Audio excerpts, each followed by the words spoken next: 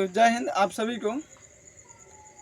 तो हम लोग आज बात करने वाले हैं जो कि बता ही दिया है कि हम लोग 1947 के बारे में बात करने वाले हैं। जो इस अधिनियम देखिए, भारत शासन अधिनियम जो 1935 वाला था, उसके तहत भी हमारे ऊपर शासन किया गया था देश स्वतंत्रता के बाद, यानी उसे आप ये कह सकते हैं कि 25 जनवरी 1950 तक, यानी संविधान लागू होने तक। ठीक है, तो 1947 का जो भारतीय स्वतंत्रता अधिनियम है उसके बारे में हम आपको बता देते हैं। जो ब्रिटिश जो संसद में 4 जुलाई 1947 को भारत स्वतंत्रता अधिनियम जो कि प्रस्तावित किया गया था। ठीक है, 4 जुलाई 1947 को एक प्रस्तावना पारित हुआ ब्रिटिश पार्लियामेंट में, जिसमें भारत को स्वतंत्र करने की बात की गई थी। ठीक है,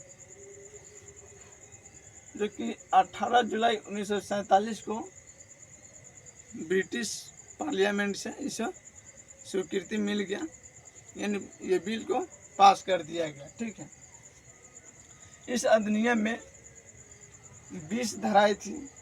ठीक है, धाराएं का मतलब आर्टिकल। ठीक है,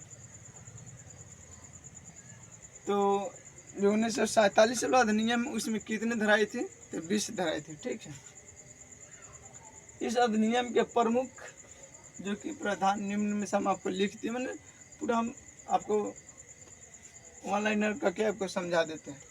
जो कि 2 अधिनियम इसमें पारित किए गए थे जो 1947 वाला में, जो प्रस्तावना ब्रिटिश संसद से पास हुआ था, उसमें 2 पारित हुए थे, जिसमें यह कहा गया था कि 15 अगस्त, ठीक है, 1947 को भारत एवं पाक नाम के, यानी पाकिस्तान नाम के अधिराज्य बना दिए जाएंगे। जो हम लोग स्वतंत्रता दिवस हम लोग जो 15 अगस्त को हम लोग मनाते हैं, ठीक है,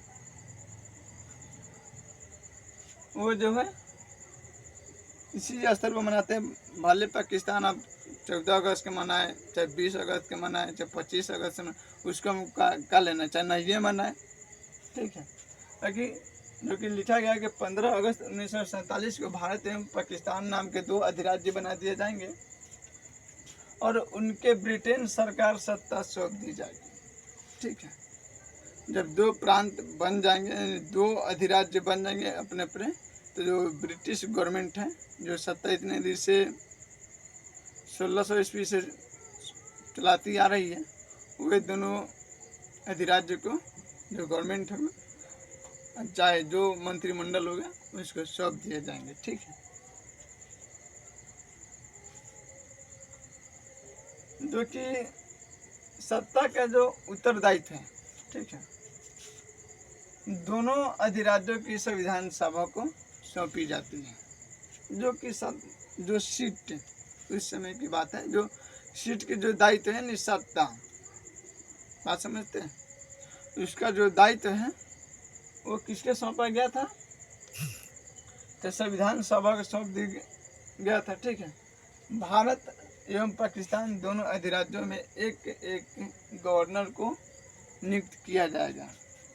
जब तक संविधान बन न जाए, जब लागू न हो जाए, तब तक दोनों अधिराज्यों में, यानी दोनों अभी वर्तमान दोनों देशों में एक गवर्नर जनरल को नियुक्त कर दिया जाए। और किनके सलाह पर? तो मंत्रिमंडल के सलाह पर इसको नियुक्त किया जाएगा। ठीक है, जो कि जिनकी नियुक्ति उनके मंत्रिमंडल की सलाह पर की जाएगी। ठीक है, संविधान सभा का जो कि विधानमंडल के रूप में कार्य करेगा। जो गवर्नर जनरल जो नियुक्त होंगे वो किसके रूप में कार्य करेंगे? तो कि विधानमंडल के रूप में कार्य करेंगे। जबकि संविधान सभाएं इस पर जब बना लेगी संविधान और लागू कर लेगी, तो ये कानून हट जाएगा, यानी खत्म हो जाएगा। और बात किया गया था कि सबसे पहले बात है कि कौन राज्य को, मेरे कौन से अधिराज्य को कितना जमीन, कितना कौन कौन क्षेत्र किधर से दिया जाएगा और किसको ना दिया जाएगा। तो मैं ये भी लिखा गया था कि इस अधिनियम के अधीन भारत डोमिनियन, ठीक है, डोमिनियन को तो आप समझते होंगे, जो कि कॉलोनी, ठीक है, को जो कि भारत डोमिनियन को सिंध, बलूचिस्तान, पश्चिमी पंजाब, पूर्वी बंगाल और जो कि पश्चिमी उत्तर जो राज्य आती है उस में प्रांत थे, और असम के जो सिलहट जिले हैं उसको छोड़कर संपूर्ण क्षेत्र भारत को दिया जाता है। बाकी जो ये सब जो क्षेत्र हैं वो नल्ला यानी पाकिस्तान ले जा, ठीक है। तो आप देखें कि इसके तरह इसको बनाया गया था, तो खास नहीं है। तो हम लोग नेक्स्ट टाइम संविधान सभा सब हम लोग स्टार्ट करेंगे। तो आप जानते हैं कि किस तरह से संविधान सभा को बनाया गया था, जिसमें एक प्रारूप समिति में 7 समितियां थी, जिसमें अम्बेडकर साहब की अलग थी, नेहरू जी की अलग थी, सरदार वल्लभ भाई पटेल का अलग समितियां था, कई सारे जो कि 7 बताया जाता है कि 7 समितियां थी जो संविधान सभा को बनाने की बैठक के आखिरी में फाइनली डिसीजन प्रारूप समिति को दिया गया था, ठीक है। तब तक जय हिंद आप सभी को। और स्टूडेंट भेजे हैं शायरी, जो कि इनका नाम है अंकित कुमार। ताइए हम थोड़ा आपको शायरी सुना देते हैं, फिर हम लोग क्लास को एंड करेंगे। तो हम लोग स्टार्ट करते हैं शायरी को। कि सहेलियाँ उनके भी थे यार मेरे भी थे, कि सहेलियाँ उनके भी थे यार मेरे भी थे, मौलवी उधर भी था काजी इधर भी था। कि सहेलियाँ उनके भी थे यार मेरे भी थे, मौलवी उधर भी था काजी इधर भी था, फूल उस पर भी थे फूल मुझ पर भी थे। कि फूल उस पर भी थे फूल मुझ पर भी थे, वो उठ रही थी मुझे उठाया गया, वो उठ रही थी मुझे उठाया गया।